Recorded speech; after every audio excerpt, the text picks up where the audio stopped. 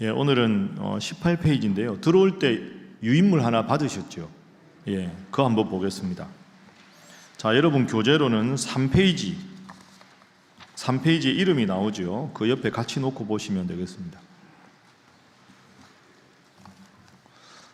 제가 늘 이렇게 준비하는 건 아니고요.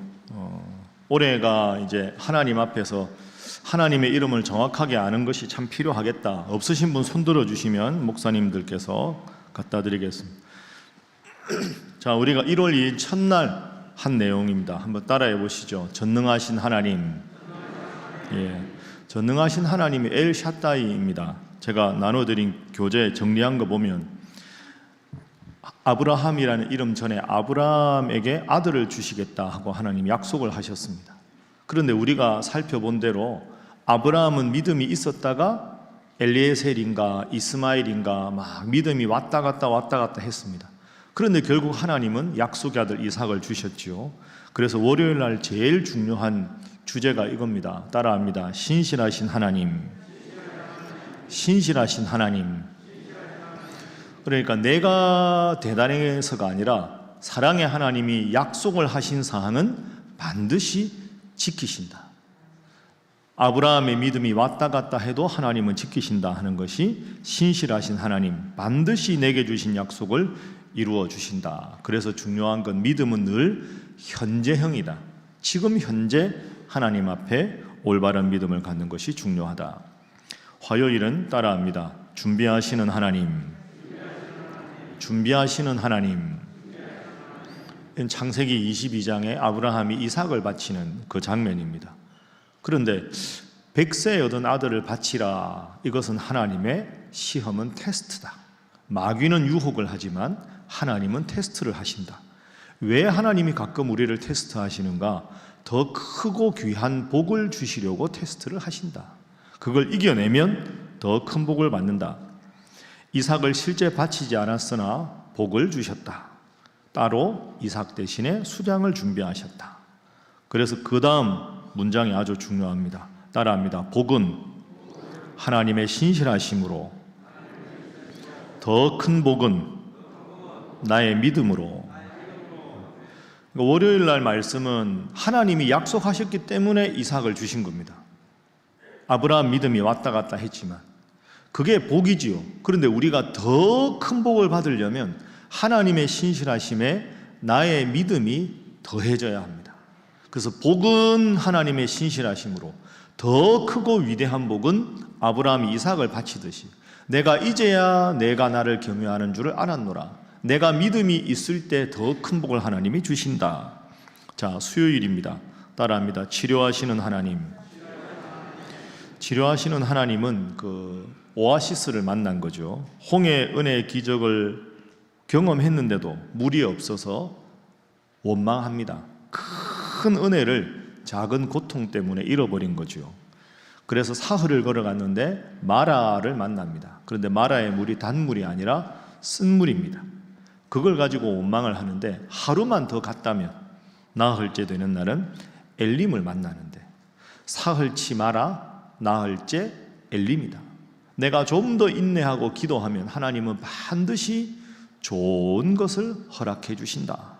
그래서 치료하시는 하나님을 믿고 단물, 내 인생의 복을 만날 때까지 참고 좀 더 기도하는 것이 필요하다. 하루만 더 가면 내 인생의 엘림이 기다리고 있다. 자, 목요일 따라합니다. 승리를 주시는 하나님. 예, 이게 출애굽기 17장이죠. 홍해 사건 경험하고 만나도 주시고 메추라기도 주셨는데 가다가 아말렉과 전쟁을 하게 됩니다. 그런데 그 전쟁을 할 때 모세가 하나님 앞에 기도한다고 손을 드니까 이스라엘이 이기고, 팔이 아파 손이 내려오니까 아말렉이 이깁니다. 그래서 아론과 훌이 손을 떠받치죠. 그랬을 때 이긴다. 전쟁의 승패는 내가 아니라, 군사력이 아니라 하나님께 있다.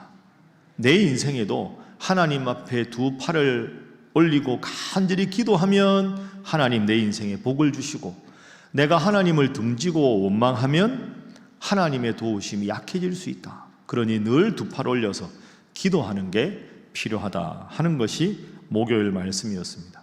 그리고 지도자 모세가 두 팔을 올리고 기도했으니까 지도자가 하나님 앞에 온전히 바로 서도록 영적인 질서와 순종이 필요하다. 어제 말씀입니다. 시편 23편이지요. 따라합니다. 목자 되시는 하나님, 목자 되시는 하나님. 자, 1절 우리 외워봅니다. 시작. 여호와는 나의 목자시니 내게 부족함이 없으리로다. 아멘.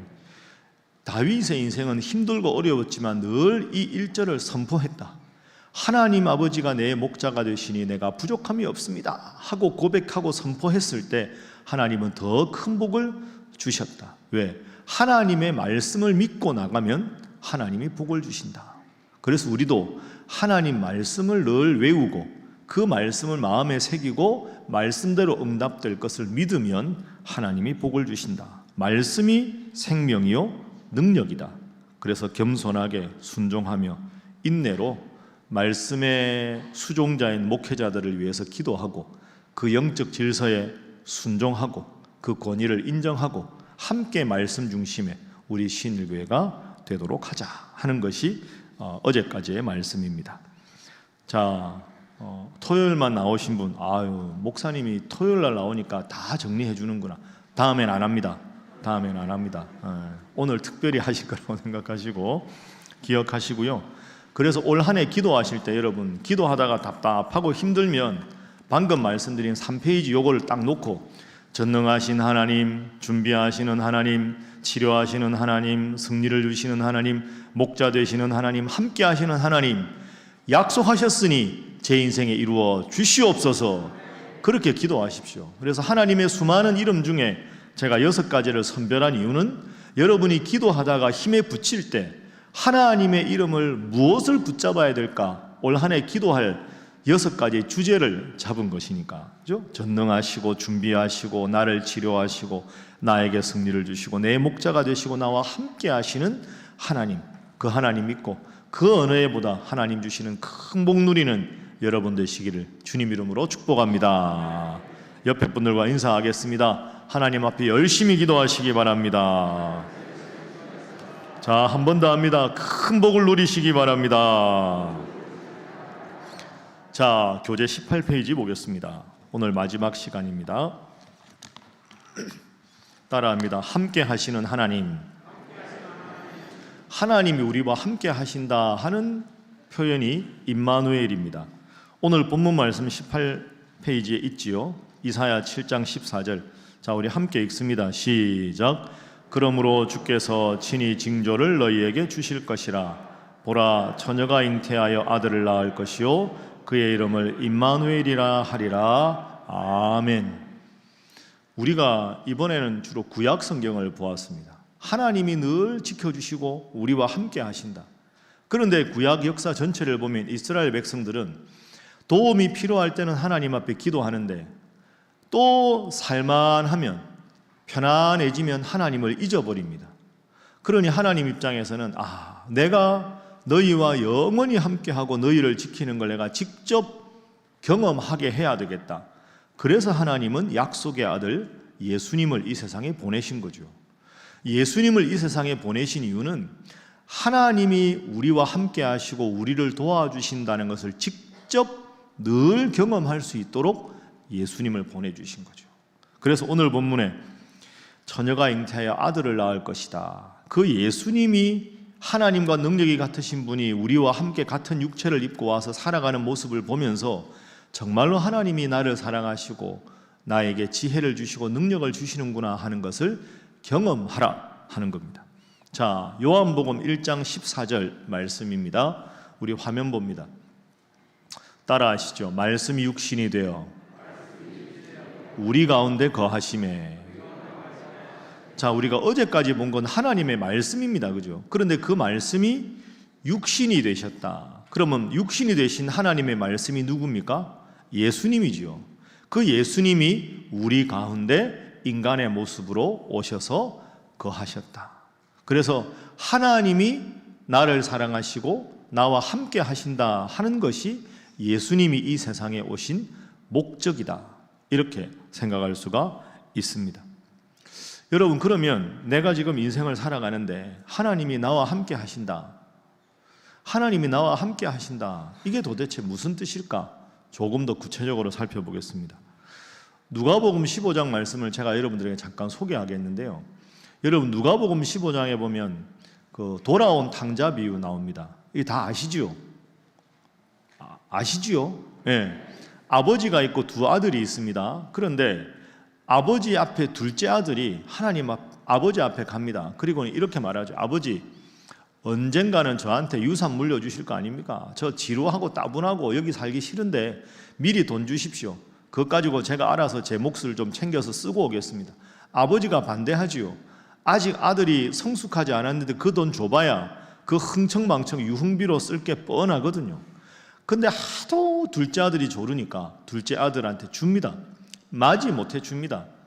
부모 마음이 그렇지 않습니까? 그 이제 둘째 아들이 그걸 가지고 저 먼 나라로 가서 흥청망청 다 씁니다. 다 쓰고는 거지꼴이 돼서 다시 돌아옵니다.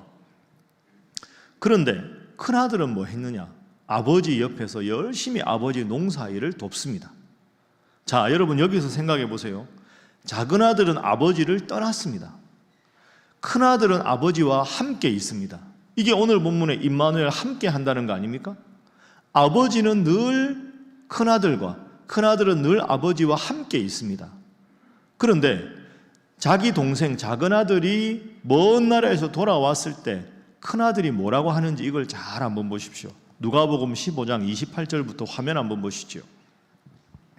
자, 동생이 돌아왔습니다. 죽은 줄 알았던 동생이 돌아왔습니다.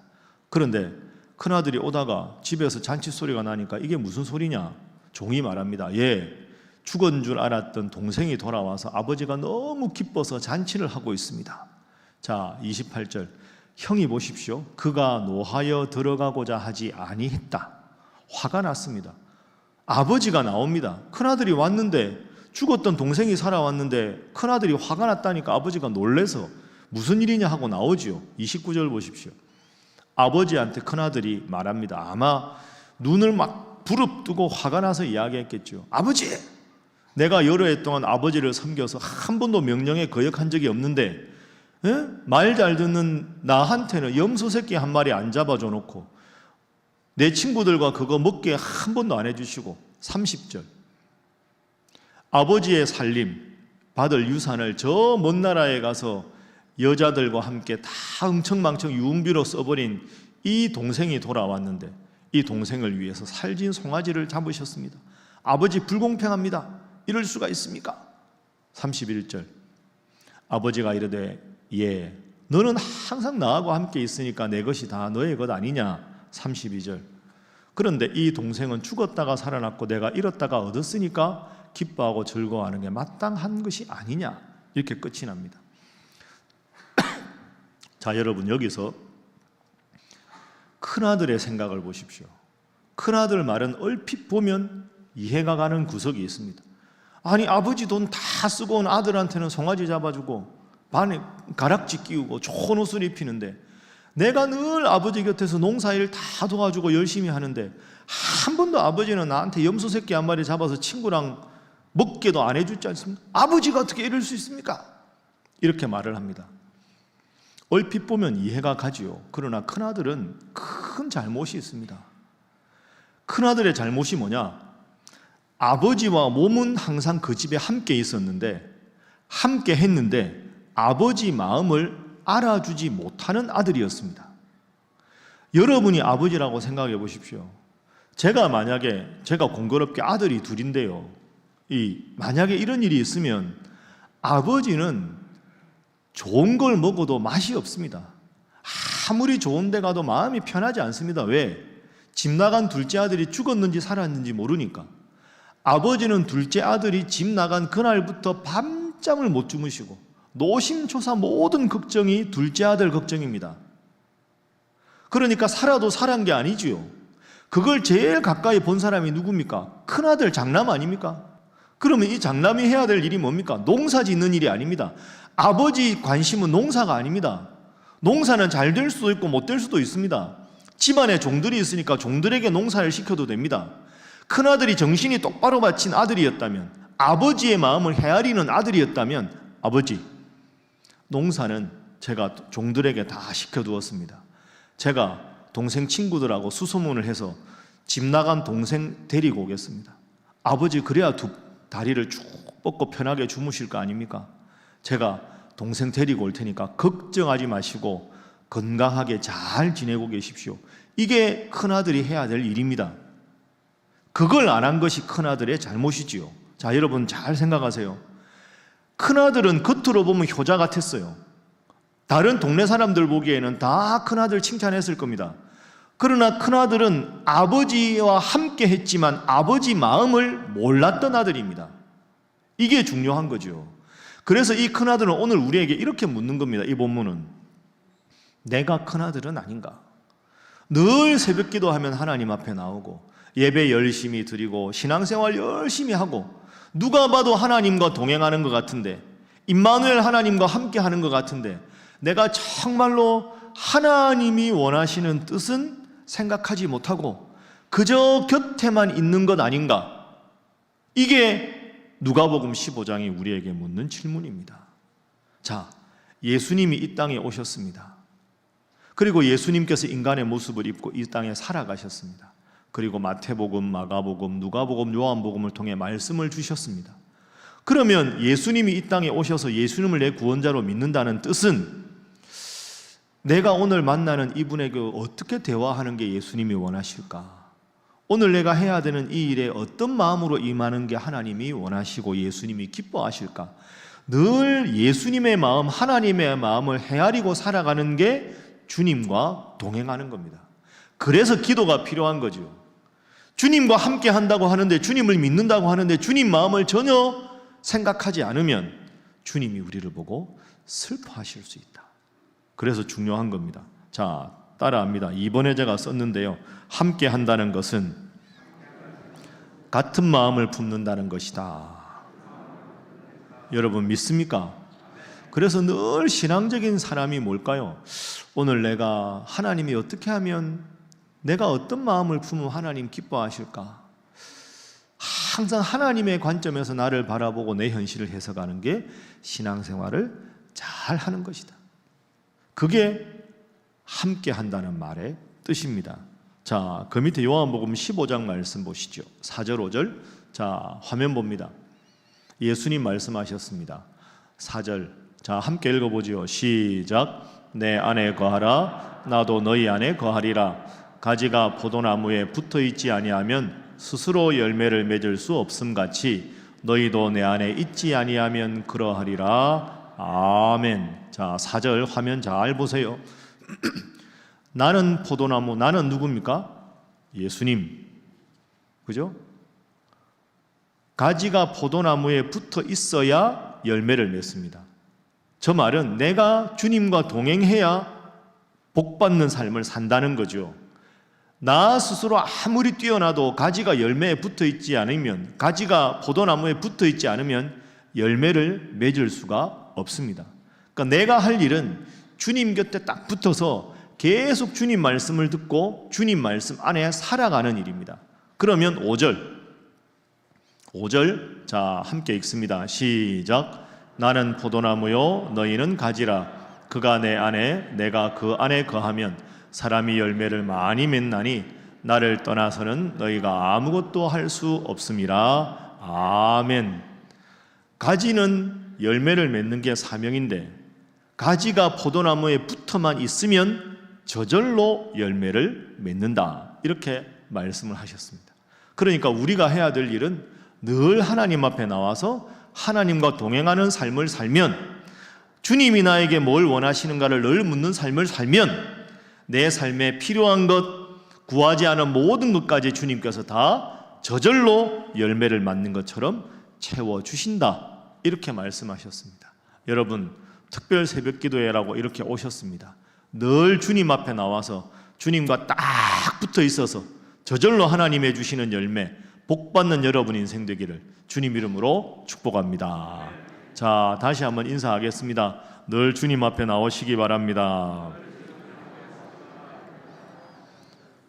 주님과 함께하면 저절로 복받는 인생을 살게 된다. 이게 임마누엘의 뜻입니다. 그런데 이런 생각 안 하십니까? 주님이 늘 나와 함께 하신다. 이게 이렇게 생각하면 참 좋은데, 야, 주님이 나하고 늘 함께 하면 내가 지금 무슨 생각하는지도 다 아시고, 내가 죄 지을 때도 주님이 나와 함께 하시는다는 거 아닌가? 그럼 내가 나쁜 생각하는데 주님이, 야, 니 지금 그런 생각하지 마라. 나쁜데, 야, 그러지 마라. 그 부담스러운데, 그럴 때는 좀 망도 봐주시고 좀 이렇게 멀리 있다가 내가 부를 때만 오시고, 내가 안 부르면 좀 가만히 알아서 계시고, 이게 훨씬 편한데, 주님이 늘 나와 함께 하시면 내 마음에 그 어떤 불편한 마음도, 미워하는 마음도, 내가 양심에 찔리는 일도 주님이 딱 나 옆에 붙어 있으면 그건 부담스럽다. 이런 생각 안 해보셨습니까? 안 해보셨습니까? 그죠? 주님이 좀 멀리 계시다가, 죄 지을 때는 좀 멀리 있다가, 좀 게으르고 싶을 때는 멀리 있다가, 주야 도와주시옵소서 이러면 쫙 이렇게 오고, 조금 또 가 계세요 하면 가 있고, 이게 훨씬 편한데, 임마누엘, 하나님은 항상 우리와 함께 하신다. 주님 항상은 부담스럽습니다. 좀 멀리 가 계십시오. 근데 왜 항상이라고 하셨을까? 오늘 제일 중요한 포인트가 이겁니다. 오늘 이거 하고 마치겠습니다. 주님이 나와 함께 하신다는 것은 나를 간섭하고 나를 침해하신다는 게 아니고요, 나를 도와주시려고 함께 하신다는 겁니다. 따라합니다. 임마누엘은 주님께서 부족한 나를 도와주신다는 뜻이다. 여러분 믿습니까? 이게 함께 한다는 말의 뜻입니다. 그러니까 하나님이 함께 한다는 건 간섭한다는 게 아니고요, 내가 힘들고 어려울 때, 아이 키울 때 아기가 뭘 해도 엄마의 시선이 아이에게 있고 마음이 아이에게 있듯이 힘들고 어려우면 항상 도와주겠다 하는 그런 의미지, 아이가 잘못하는 거 감시해가지고 잘못하면 꿀밤 주려고 옆에 엄마가 서 있고 아빠가 서 있는 그런 엄마 아빠는 없다. 그렇게 생각하십니다. 내가 힘들고 어려울 때 나를 도와주시기 위해서 내가 너와 함께 하겠다. 이게 임마누엘의 말씀입니다. 자, 여러분이 올 한 해 힘들고 어려울 때 꼭 붙잡아야 될 요절 몇 개 일러드릴 테니까 마지막으로 꼭 기억하십시오. 이사야서 43장 2절 말씀. 이사야서 43장 2절 말씀. 옆에 써놓으시고요.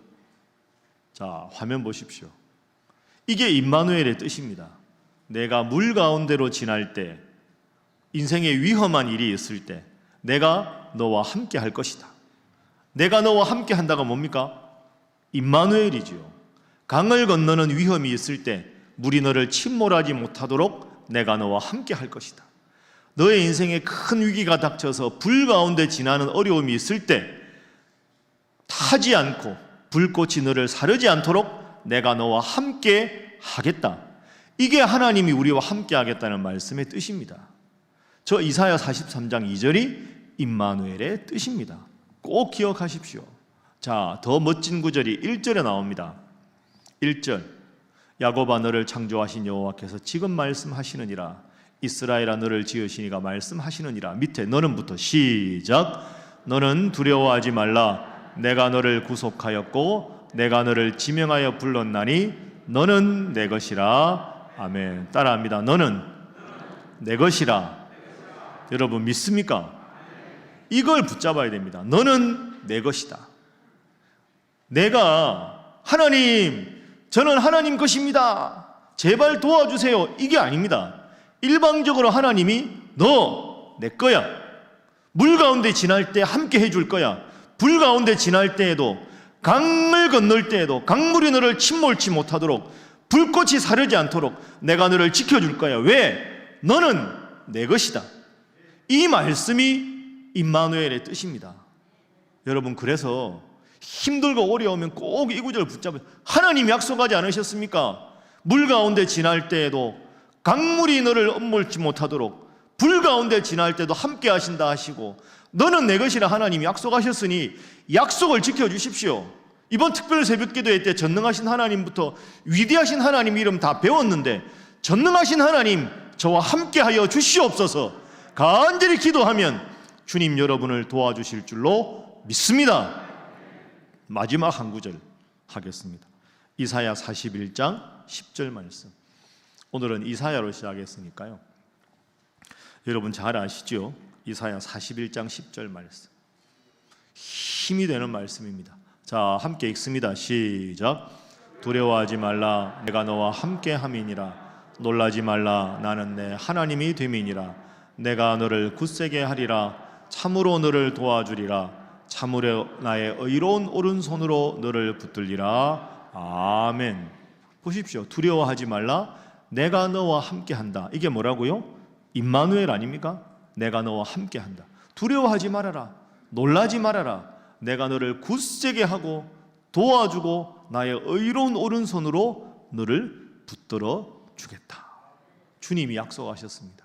그래서 올 한 해 살아가실 때 하나님 이름 쭉 기억하시고 오늘 마지막 날 이사야 43장 2절과 1절 말씀, 이사야 41장 10절 말씀 꼭 기억하셔서 여러분 인생에 참 답답하고 어렵고 지치고 그런 일이 있을 때 이 말씀 꼭 붙잡고 기도하십시오. 그럼 하나님 여러분에게 큰 능력으로 함께 하실 줄로 믿습니다. 따라합니다. 여호와는 나의 목자시니 내게 부족함이 없으리로다. 여러분 믿습니까? 이 고백 올 한 해 또 평생 하셔서 정말로 하나님께서 함께 하심으로 내 능력이 아니라 하나님의 능력으로, 내 지식이 아니라 하나님의 지혜로, 나의 연약함이 아니라 하나님의 강함으로 승리하는 여러분 인생 되시기를 주님 이름으로 축복합니다. 함께 기도하겠습니다. 이 시간 우리 통성으로 기도하겠습니다. 하나님, 이 시간까지 새 신년 특별 새벽 기도회를 허락해 주셔서 감사합니다. 하나님의 위대하신 이름을 우리로 하여금 배우게 해주셨습니다. 전능하신 하나님, 나를 위해 모든 것을 준비하시는 하나님, 나를 치료하시는 하나님, 나에게 승리를 주시는 하나님, 나의 목자가 되시는 하나님, 나와 영원히 함께 하신다고 약속하신 하나님, 그 하나님 믿고 올 한 해를 살아가기를 바랍니다. 주여 저와 함께 하시고 능력의 하나님으로 저를 지켜주시고 저의 가정을 지켜주시고 우리 사랑하는 청년들과 우리 사랑하는 자녀들과 자손들 위해 함께하여 주시옵소서. 우리 다 함께 통성으로 기도합니다. 주여 믿습니다. 주여 믿습니다. 주여 믿습니다.